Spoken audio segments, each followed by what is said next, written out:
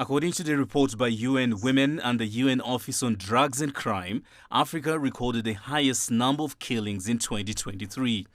The UN says femicide is not just a disturbing social issue, but also a public health crisis with devastating effects on communities across the world and particularly in Africa.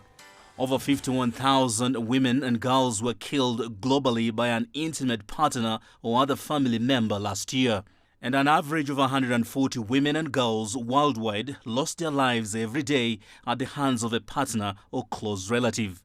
With over 20,000 victims, Africa continues to account for the highest number of these femicides. The UN has urged member states to improve data collection and analysis to ensure that the full scope of the problem is accurately understood and addressed. Daniel Arap Moy, CGTN. Well, let's get more now on this story and bring in Cynthia Lolo, a gender and reproductive health expert. She's joining us via Zoom from Nairobi. Cynthia, thank you for joining us on the program. Let's first take a step back and look at the most common factors driving femicide in Africa. What are they?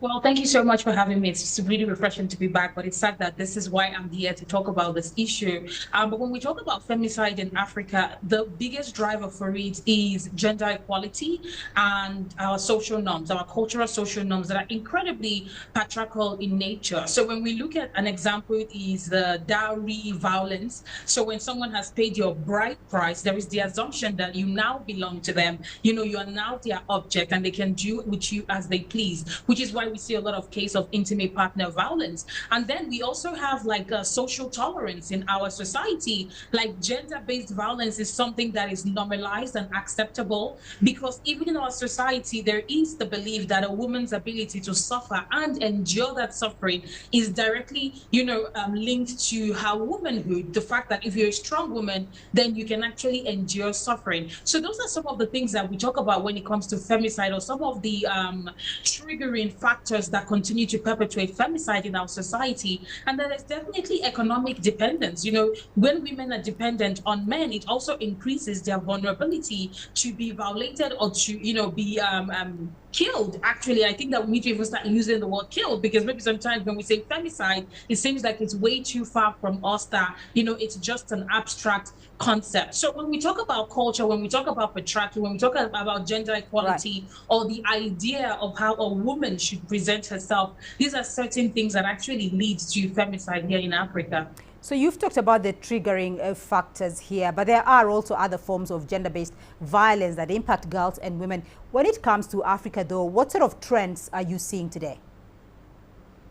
Well, since we are currently in the technological world right now, a lot of trends I'm seeing regarding GBV or violence is online. So we have a lot of online violence, online bullying, cyberbullying as a technique or a tactic from men to actually silence women and to belittle them, because social media and digital media has become more like a safe space where women can share their experiences, create awareness about different violences. But now men have realized that that's a place that they can also attack women. So we're seeing an increased number of online violence, cyberbullying, also, revenge pornography, deep fakes where women's faces are being put on very explicit, videos and pictures just to harm them as well. So those are certain things that I would say are common trends that will continue if we do not curb it right now.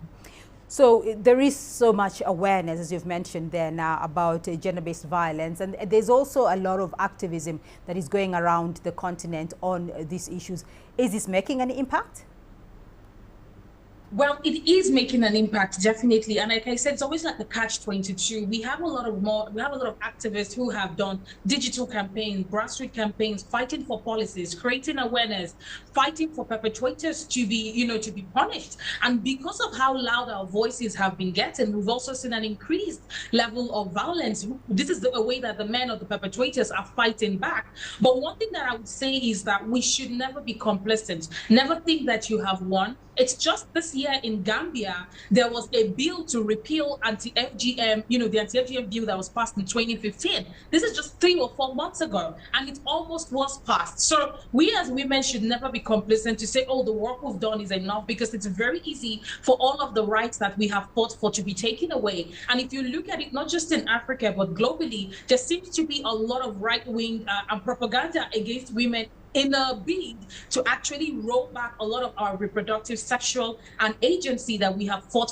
for years. So a lot of activism is being done, but we should never be complacent. And I believe that one aspect that is really missing that we need to keep pushing on is implementation and the legal aspect, because we have women coming up and sharing their stories. We have women identifying their perpetrators, but we do not have a legal system that actually ensures that these perpetrators are punished for their crimes, so that it can deteriorate other men or other perpetrators from actually perpetrating violence in our society. So those are certain angles that I believe that we really need to put our head into, whether it's due to cultural barriers or due to institutional lack of resources, or the fact that the people who are meant to protect us are actually now our perpetrators. So these are certain conversations that, with nuances, we need to be discussing right now.